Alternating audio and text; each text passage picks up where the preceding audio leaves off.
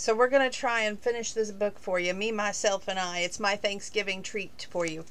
I just adore this book. If I could step in and take places for Elena Carey, I'd do it in a heartbeat. Just saying.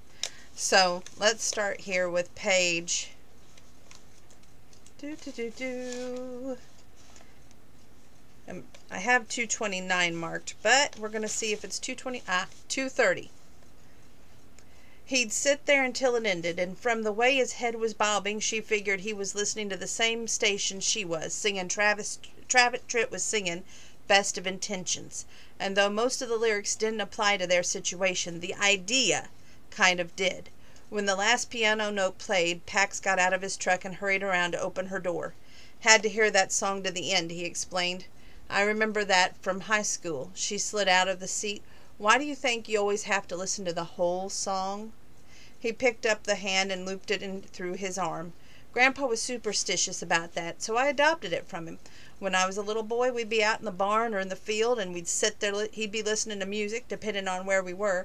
It might be an old red radio from the 1950s, but he kept it in the tack room, or it might be on one in his truck. It didn't matter if Ma'am rang the dinner bell to call us in, or whatever was going on. He finished listening to that song. I always hoped that he didn't die in the middle of a tune. We found him with a radio blaring out of an old George Jones tune called Who's Gonna Fill Their Shoes that day he died. Hey, where y'all been? Matt asked from the porch swing. Had your dinner? There's a pot of chili keeping warm on the back of the stove if you're hungry. We ate in town, Elena answered. Thanks anyway. Pax dragged up a couple of rocking chairs across the porch, and he and Elena sat beside each other facing Matt. I'm worried, baby girl. Someone called me to say that your truck was parked at the doctor's office for hours this morning. You know that you can't hide anything from the gossips in Daisy, Texas. When had her father's face gotten so wrinkled, Elena wondered. He wasn't even 60 years old yet, for God's sakes. In their Christmas picture, he sure hadn't looked so old. She plopped down in one of the rockers. I'm pregnant, Elena blurted out. Pax and I went to the doctor to be sure this morning, and I'm only 2 weeks along, and the baby is due sometime around Valentine's Day. Thank God! Matt wiped a hand down over his face. I was scared to death that maybe something was really wrong, and you didn't want to tell me. Suddenly he smiled and looked 10 years younger. This is the best news ever. We never told you, but your mother and I had to go through a fertility process to get you. And your mama never could have more children. I've been so worried that you might have inherited something like that, like she had, and I wouldn't be able to have children. This is the best news ever. I can't wait to get to heaven and tell Joy that she's going to be a grandmother. Don't be in for too big of a rush, Pax said. We want you to stick around for as long as possible, Matt. Elena pushed up out of her chair and went to hug her father. Daddy, I'm so sorry I worried you. I've kind of suspected all weekend, but I wanted to be sure before I said anything. No way would she tell him that she had been scared out of her mind, also that she had cancer. Want to see the pictures? Huge tears rolled down Matt's cheeks when she pushed back, then reached for her purse. Of course. Even if it's a little peanut right now, at least I get to see my grandchild before I get to go be with your mama. It's barely the size of a pea, Pax said, and Matt, we promise that we'll do our best to be that kind of parents that you and Ma'am have been to us. I don't have a single doubt. Matt dragged a hanky out of his pocket and wiped his eyes. Can't have the baby see Grandpa crying in the first time he sees her. It might be a boy, Daddy, Elena said. He shook his head slowly. I want y'all to have a daughter first time around. God owes me that much, not for letting me stick around to help raise her. And we'll name her something Joy, Pax teased. Hush right now. Elena pointed a finger at him. He's been teasing me all day. Your mama would be so honored to have you keep the name Joy. That goes back to about the 6th generation in her family. Matt inhaled and let it out slowly. I'm so blessed to have this bit of news. We feel the same way, Pax said, and thank you for not dragging out the shotgun and forcing us to the church right now. We're kind of looking forward to the big wedding right here at the Bar C. Matt chuckled. I might have done that if we're still in high school, but time and circumstances have changed a lot. So let's go have a beer to celebrate. Y'all can have a beer. Elena stood up and put her hand in Pax's, but I'll have lemonade. I'll have lemonade too, Pax said. If you have to give up alcohol until the baby's born, it's only fair that I do the same. Matt got to his feet and patted Pax on the back. Now there's a man worth riding the river with the girl. Amen, Elena agreed. That's 2:30, 2:31, and 2:32. Here comes 2:33. Hey, y'all, I've got some news to share with you. Elena's pregnant. Bridget dropped a spoon on the floor. Maverick had been putting a spoon on Layla's tray, and he froze like a statue. Are you serious? Bridget whispered. Yep, Pax answered. She's only 2 weeks along right now, but she's definitely got a bun in the oven. We were at the doctor's yesterday, and we even heard the heartbeat. Would have told you last night, but...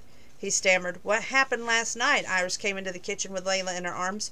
Looks like Pax and Elena weren't teasing at dinner on Sunday, Maverick said as he laid down the spoon.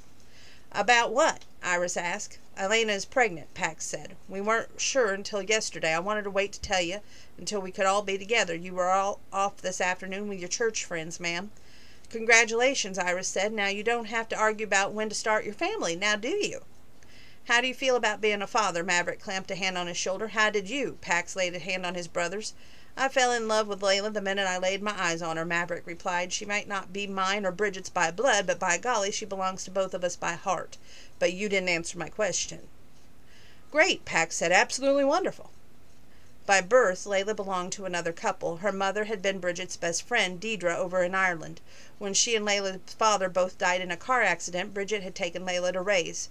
Maverick was in the process of adopting her and making her a true Callahan. And Matt? Iris asked. Does he know? Yes, and he's happy about it, Pax said. You do know that 50 years ago he might have gotten down a shotgun, Iris said. Oh, yeah, I do, Pax nodded. Bridget picked up the spoon she dropped, tossed it in the sink, and crossed the floor to give Paxton a hug. This is wonderful news. Our new baby and yours will grow up together, little cousins on the ranch, right next to each other. I can't think of anything more precious. She wiped a tear away with the tail of her apron. Damn pregnancy hormones. They got me weeping at the least little bit of things these days. Thank you for all your support. Pax had trouble swallowing the lump in his own throat. I guess I'll have to believe there will definitely be a wedding now, Maverick said. I told you from the beginning that there would be. Pax poured 4 cups of coffee and carried them 2 at a time to the table. The wedding had always been a definite thing, Pax thought. Now all he had to do was to convince Elena not to divorce him as soon as Matt passed away. He didn't want to be a weekend father or even one who lived across the barbed wire fence. He wanted to be there for every hour, every minute, every second of his child's life. That's 2:32, 2:33, 2:34. We're on 2:35, halfway down the page. They're going to miss you, she muttered. I'm glad to hear you say that, Elena, he said. It means that you're accepting the inevitable and moving forward. We knew that Mama wasn't going to make it, Elena told him, but that didn't stop the pain when it happened. But it eased it, Matt told her. We didn't want her to suffer anymore, so we had to let her go. It would have been selfish of us to want to keep her and let her suffer the way she was. I wish the 2 of us could have had another child or 2. That way you would have had some siblings to help you through this time. And thank God for Paxton and his family. I'll go in peace knowing that you are in good hands. Okay. I think that's where I marked it not to read that. But we're going to... That was 2:35, 2:36... We're just going to keep going to 2:38 because it's clearly marked on 2:38 to stop reading. Elena poured a cup of coffee and sat down at the table with him. Maybe I'll go with you this morning. I'd like that, Matt said. How about we get some breakfast in the cafe we go to the meeting? Sounds great to me. Elena took a sip of her coffee and then pushed her chair back. I can be ready in half an hour. That should work out fine, Matt said, and Pax is coming with us. I'm going to resign today and recommend they give you and Pax my job as coordinator of the whole festival. It's time you 2 stepped up and started helping with the community. Yes, sir, she said, and carried her coffee cup to the room. She stripped out of her clothing, turned on the shower, and laid her hand on her stomach. I have to be an adult now, whether I'm ready or not. 3 weeks ago, I thought my daddy was going to live to be an old man. I sure thought I wouldn't have guessed it in less than a month. I'd be looking at the end of his life and the beginning of yours. She talked to herself and the baby all the way through the shower, and while she got ready, when she made it back downstairs, Pax was already there. He and Matt were deep in conversation and didn't even hear her come to the room. She stood in the foyer and watched them looking over a paper that had been rolled up and covered the coffee table. Matt pointed to one end and Pax frowned. I think it might work better here, her fiancé said, and it's a little bit on higher ground, and the trees won't be the problem that they would be in the park. Matt pursed his lips and nodded. You're right. This is why we need new blood on the committee. He picked up a pencil, erased a few lines, and penciled in over the other end. You guys going to talk about whatever that is, or are you going to take this hungry, pregnant woman to breakfast? Elena asked. Pax shot to his feet, crossed his room, and kissed her. Good morning, darling. You look fabulous. I hope you're still saying that. Good Christmas. She wasn't so sure anymore if they had or had not crossed that line from pretend to real. Matt stood up and rolled the paper up they had been looking at and then secured it with a rubber band. Oh, honey, he will be. Your mama was the most beautiful when she was carrying you. The rush at the cafe should be over by now, so let's get us a plate of bacon and eggs. Where's the meeting going to be held? Pax asked. In the community room of the bank, right next door to the cafe, Matt answered. There's about 15 of us that's been on that committee for years. Some new young'uns to help carry on the tradition will be good. He settled his cowboy hat on his head. We'll take Pax's truck. I get the back seat. I kind of like being chauffeured around like a celebrity. Please don't ask me to trade my cowboy hat in for one of those chauffeur-type things, Pax chuckled. Never, Matt pretended to shudder. That would be like blasphemy for a cowboy. How about you, darling? Pax whispered. Would you like me to wear fancy little hat and polished shoes? That's 235, 236, 237, and here comes 238. Not even if we were role-playing, she said, but now if you wanted to wear a pair of chaps with your cowboy hat and nothing else to bed, she hip-butted him. I wouldn't mind playing that game. Be careful what you ask for, sweetheart. Pax's green eyes twinkled. You might get more than you bargained for. Isn't he just, ooh! He is just the man. Okay, page 256 is a small paragraph. Woo! Pax shook his head in disbelief just when I thought we'd jumped the last hurdle. There's another one. Elena finished the sentence for him. But we're proving that we do a pretty good job of getting over them if we hold hands and jump together. Sounds like things are getting serious for our couple. Page 264, another small paragraph. There was a lot that she'd have to think about when winter came, Elena thought. Like, what is the best way to take care of the new baby? How to get past the grief of losing her father.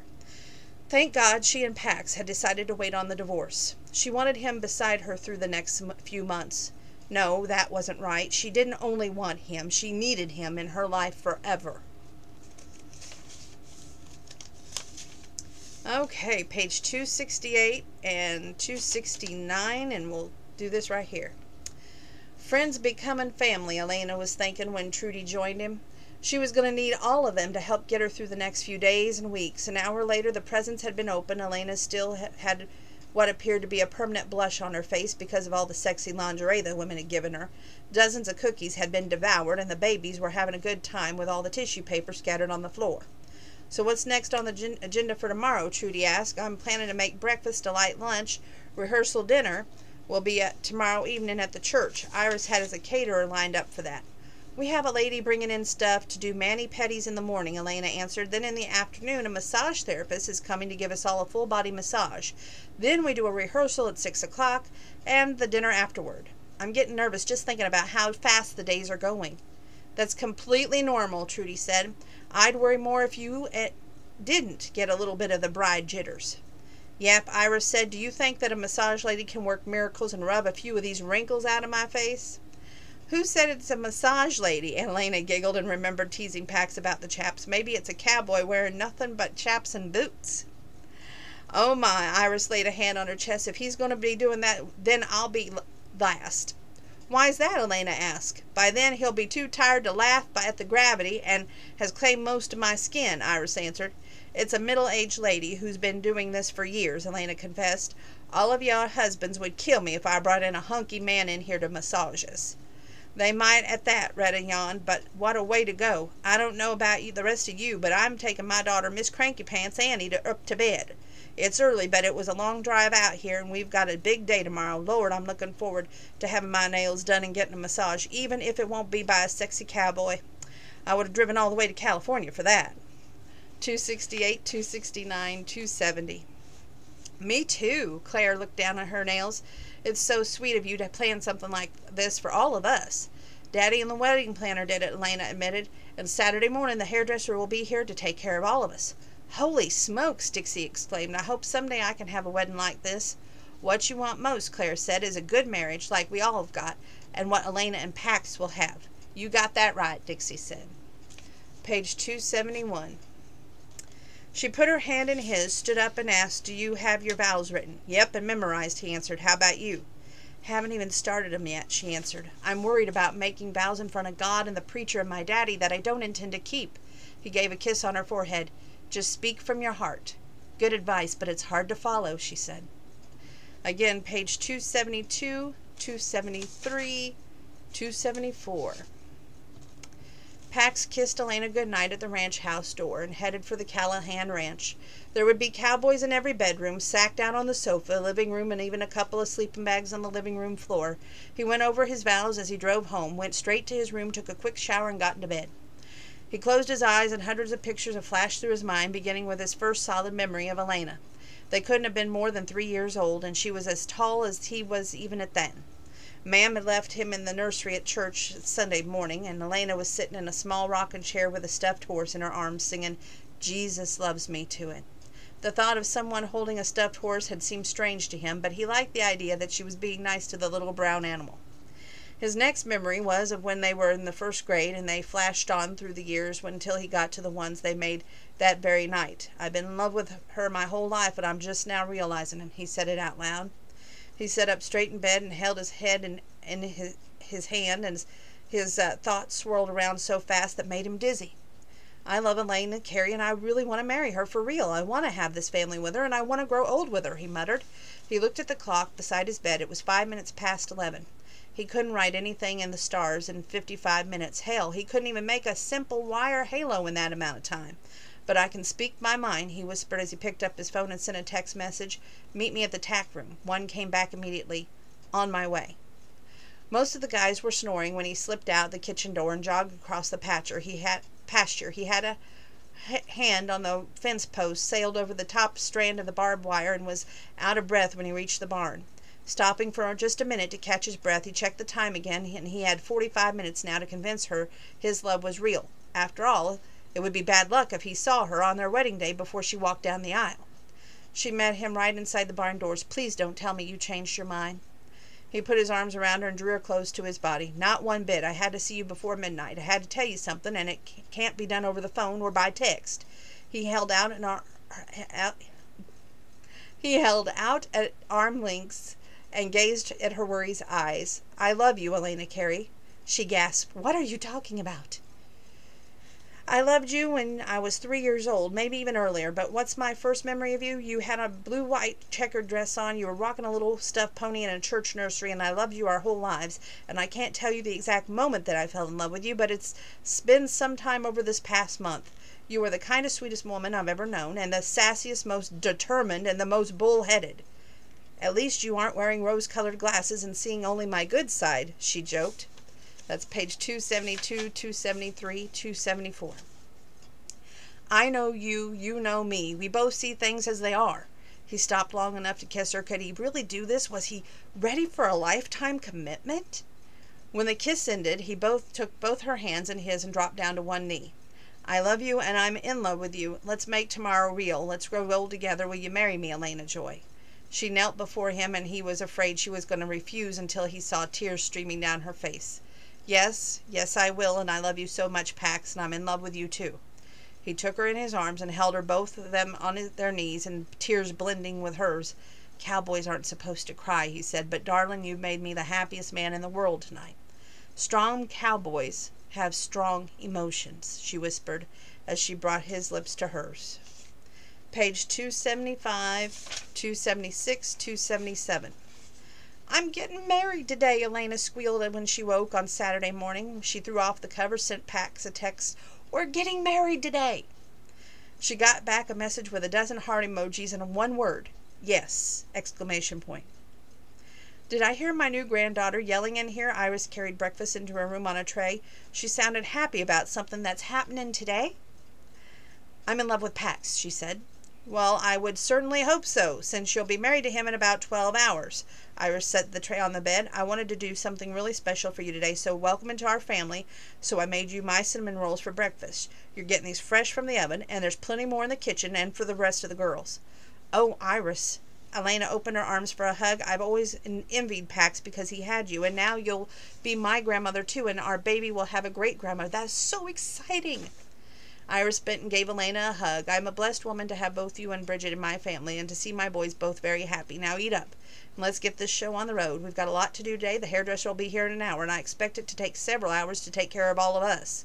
She started down the door, started toward the door, and turned to say, Trudy said to tell you that she asked Rachel to help her during the wedding, and for you not to worry about her one little bit. What's Trudy going to be doing that she needs help? Elena asked. She volunteered to keep the nursery for all the little children, Iris said with a smile. Does Rachel know what she'll be doing? I have no idea. The smile turned into a giggle. That's one way to keep that woman away from Billy Ray, isn't it? Yep. Elena took a first bite of the warm, gooey cinnamon roll and moaned. If I get married every day, will you come make these for me? Matter of fact, there's lots of room in the house. You can come live with me in Pax. Only if you marry my grandson every day, Iris answered. And, honey, I'd love to visit y'all, but I need my own space, like you and Paxton need yours.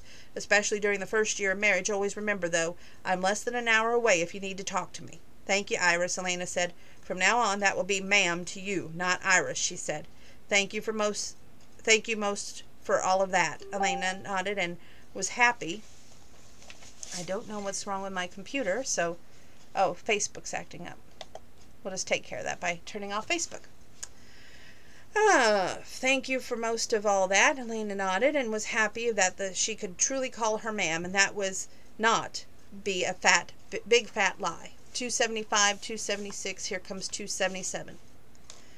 She took a picture of the cinnamon roll with her phone and sent it to Pax with a note. Iris says that I can call her ma'am.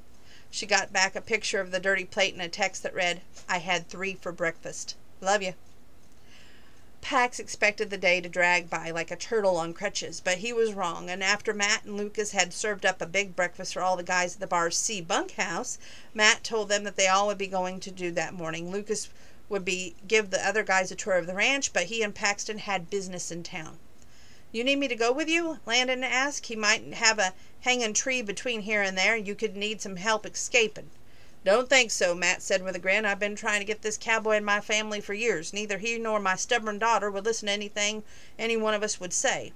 We'll be back by noon, and we'll be bringing in fried chicken from a little cafe in town for dinner. If y'all have any ranching-type advice, tell Lucas. We're always on the lookout for ways to improve. Thank God you weren't arranging a golf game this morning, Cade said. Why in the hell would I do that? Matt asked. We read somewhere that that's what some groomens do on the day of the wedding, so they won't get in the way, but we'd rather get a tour of the ranch anyway, Levi said. Speak for yourselves, Landon piped up. Next to serving, I like golf pretty damn well. Maybe we could turn at least one pasture into the practice green, you know, a nice level area to tee up and flags to tell us how many yards our drives have made. I could give the cowboys some lessons. Lucas shook a finger at him. You want to play golf, you can hitch a ride up to Amarillo. You want to learn more about ranching, you stick around here. Now get on out there in one of them four-wheelers and let's take a tour of this whole place. Yes, sir, Landon said as he followed the other cowboys outside. 8 engines roared into life, and the machines kicked up a fair amount of dust when the cowboys followed Lucas's lead. Pax would have far been rather with them as going into town to talk to a lawyer. He had a pretty good idea what Matt was going to have him sign a prenup that said if he and Elena ever got divorced, he would only take away from the Bar C what he brought to it. That, of course, would be his clothing and his pickup truck. He was more than willing to sign such an agreement, but he wondered if Elena had anything to do with the idea. The ride into town only took a few minutes, but Pax wasn't worried a bit. He wasn't going to divorce Elena, but if they ever did, he wasn't the kind of man to take what wasn't his to begin with. The only other vehicle in the parking lot at the lawyer's office was an older model pickup. Pax pulled in beside it and turned to Matt. This is Saturday. Randall isn't open today. He is for me. Matt got out of the truck and started toward the small building. Randall Marshall stepped out into the porch and waved. I'm ready for you. Come on in. Want a cup of coffee? Would love one. Matt took a few steps at a time and held on to the railing. Me and Pax both take it black. 277, 278, 279. Does this visit have anything to do with a prenup? Pax got ahead of Matt and opened the door for him. Nope, Matt answered, but then maybe it does in a way since you'll be signing papers before your wedding tonight. 2 cups of coffee were already sitting on the edge of the lawyer's desk. Matt sank into a buttery, soft leather chair, picked up a cup, and took a sip. So you've got the papers all drawn up like I asked? Lucas is to have the inheritance that we talked about and $20,000 bonus for every day that he stays on at the ranch and helps these 2 newlyweds out. It's all right here, like you want, Randall told him. Lucas gets his payments in a lump sum. The ranch is to be jointly owned by Paxton and Elena Joy Callahan, and a trust fund will be set up for any future grandchildren to be used in their education. Elena Joy signed the papers this morning. All I need is your signature and Pax's signatures. What if we were going to split up after a divorce? Pax asked. It won't happen. I can see how much y'all love each other. Matt signed the papers and slid them over to Pax. You told me that you'd love and take care of her, and a cowboy always keeps his word. But Matt, I'm half owner of the Callahan Ranch, and Maverick needs me. Pax held the pen over the papers and couldn't make himself put his name on them. He couldn't forsake his brother. He didn't need to be half owner of the ranch, and that was Elena's inheritance, not his. A man can't ride two horses with one butt, Matt said. You'll have responsibilities at the Bar C. Lucas could be able to retire 10 years ago. You can't do justice to either place if you divide all your time between them. And Elena can't do everything by herself, especially not after the baby gets here. I know I'm late to the party, Matt, but I wasn't paying a bit of attention up to the time. Iris pushed her hands inside the room. I've been trying to get you two alone this week to talk to you about this. Pax, but something was always coming up. She sat down in the third chair and laid a hand on her grandson's arm. I want you to sign that your half of the Callahan Ranch over to Maverick. We're going to turn the tack room into a little living space, so in the next month, that's exactly what we're going to do. We'll have it all finished by the 1st of July, and then Billy Ray is going to live in it and take over for foreman for Maverick. I need a minute to think, Pax whispered. What's there to think about? Iris asked. You'll have a ranch, your brother will have a ranch, and I'm putting half the fair market price of the ranch into a trust fund for your new baby to use for her college expenses, Iris said. That only seems fair to me. Why don't you put that money back for Layla and whatever other children Maverick and Bridget have? Matt suggested. I'll take care of the grandchildren that will be raised on the Bar C, Matt suggested. Great idea, Iris agreed. Are you in agreement with that, Paxton? Pax put the pen to paper and scrawled out his name. Yes, ma'am, I am. Good. Then when y'all get back from your honeymoon, I'll have the papers ready to do the transfers. I'll wait until the excitement of today is over before I tell Maverick. So keep this secret between us until then.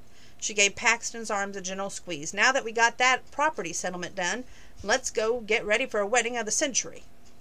And this is page 277, 278, 279, 280, 281.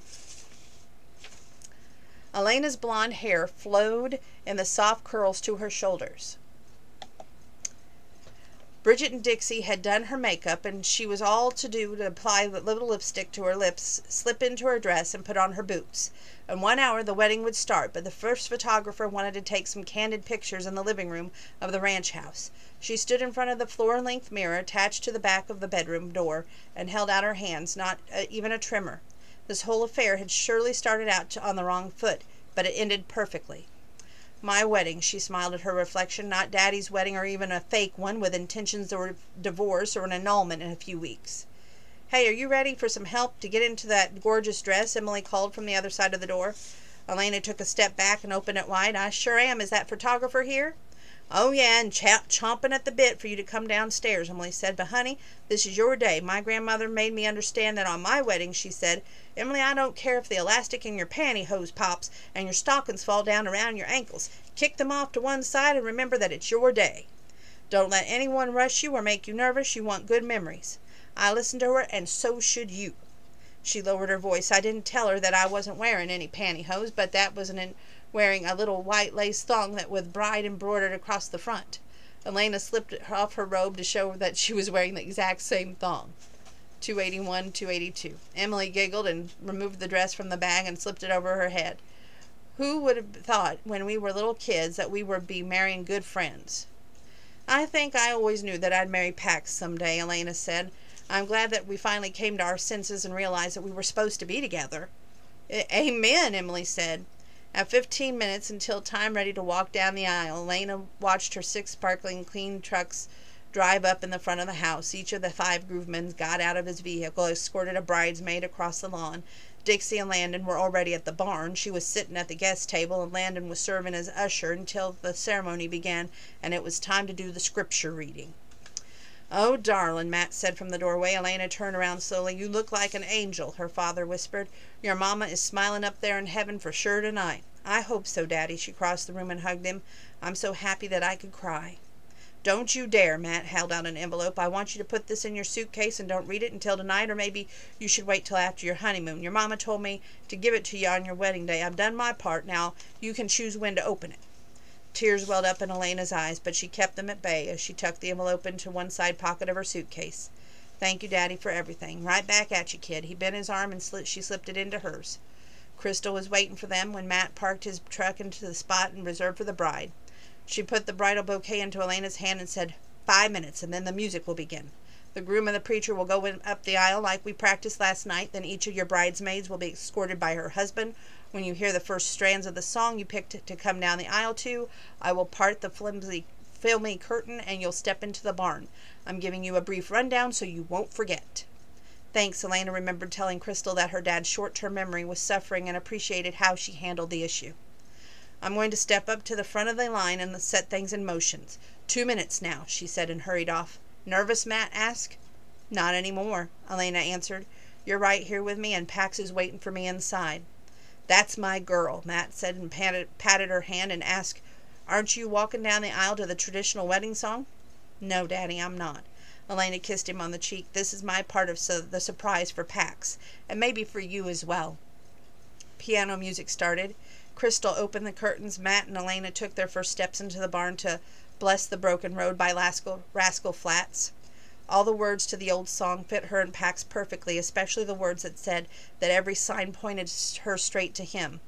Everyone in the bleachers stood, but Elena didn't even hear the rustling. All she could see was Pax waiting for her at the end of the aisle. He wore a black tux, white shirt, peach-colored tie, a black cowboy hat, and his best boots. His eyes locked with hers, and his smile made her feel beautiful. Like the words said, all the dreams she ever had were leading her straight to him. Perfect song, Matt whispered when he put her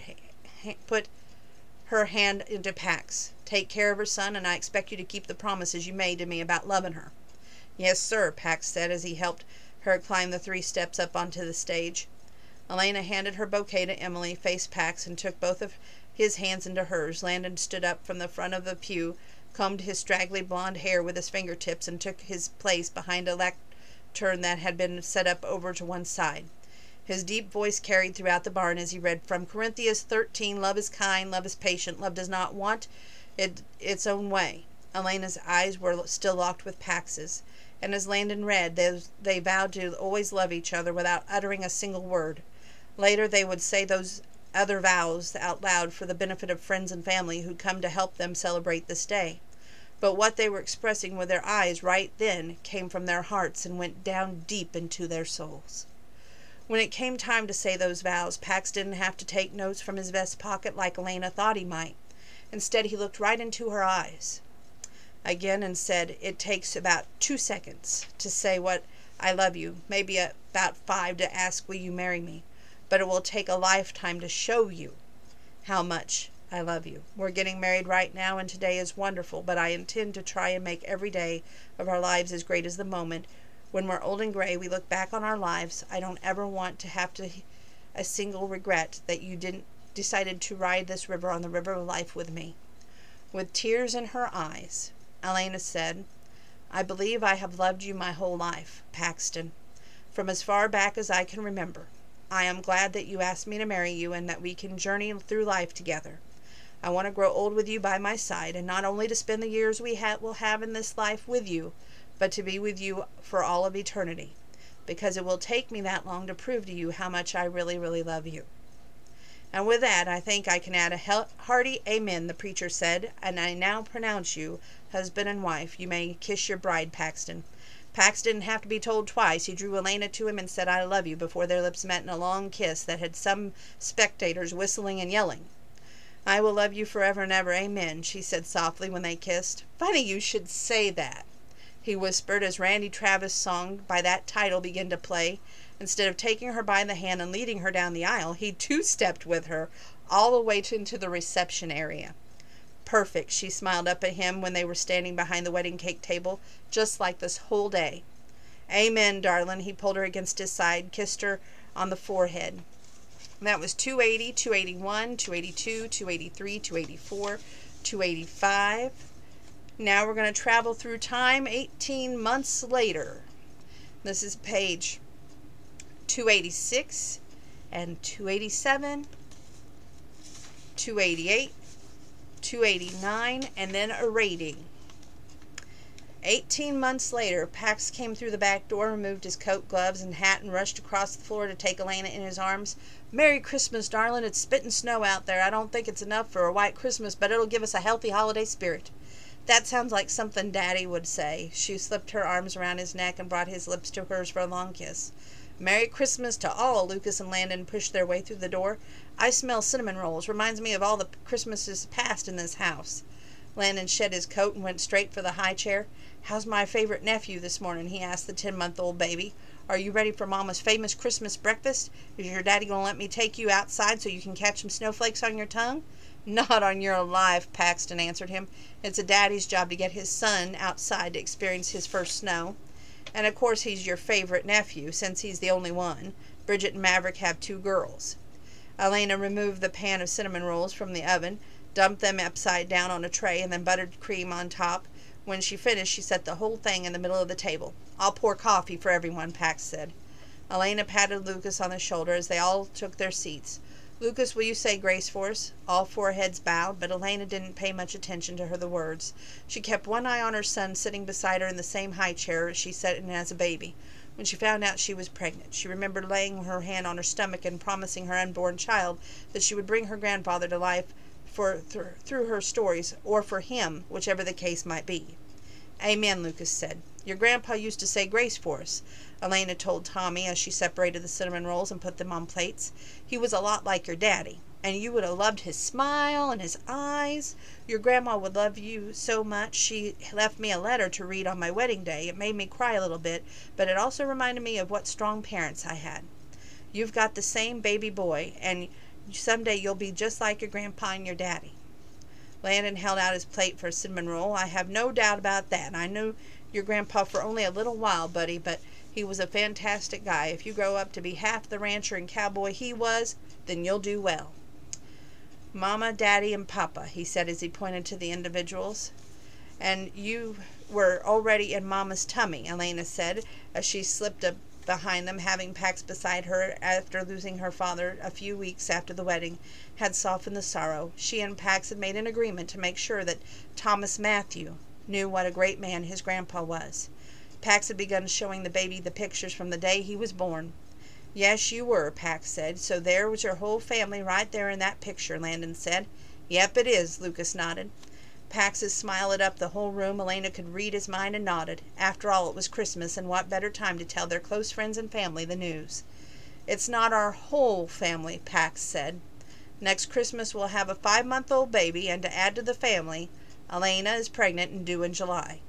Lucas had carried his hat into the room, and suddenly it went flying through the air, finally landing on the presents under the tree. "Merry Christmas to all of us. That's the best news ever. I hope we get twin girls." Elena slapped him on the arm. "There's only going to be 17 months between Tommy and the new baby. Don't wish twins on me." "I wouldn't mind one bit." Pax kissed her cheek. "This is a big house, and your daddy told me he'd love to see it filled with children." "And love," Elena said. "He said that he wanted lots of love and grandkids in this place." "Looks like we're making his wishes and mine come true." Pax looked up at the ceiling. "So Merry Christmas, Matt and Joy," and he slipped his free arm around Elena's shoulder. "To you, my darling. Life with you is the best present ever." "Right back at ya," she said. "I love you, Pax." "I love you," he said. Lucas wiped a tear from his cheek. "Y'all are making me cry." Elena blinked away tears of her own as she leaned against Paxton and took Tommy's hand in hers. What had started out as a farce had turned out to be the biggest blessing and a miracle. She looked forward to fulfilling that dream that she had, the one where she and Pax were sitting on the front porch, watching their grandchildren play on the front lawn of the Bar C Ranch. Oh, what rating do you think this book is going to get? Let me tell you, a 40, which means it's an outstanding book. You've got to pick it up because I didn't read the whole entire book to you. There's some pages and moments left out that can only be experienced firsthand. So you definitely don't want to miss this book. Pick it up and read it. Now, have I been reading lately? No. Reason being, I've been doing the artwork. I plan on picking up the reading again as soon as the artwork is finished. So as soon as I get done with the Christmas artwork, get ready. There will be more book reviews headed your way. Love each and every one of you. Happy Thanksgiving 2020. And stay safe. Stay well. God bless. And remember today to count your blessings, because you have a lot to be grateful for this Thanksgiving. Never forget that.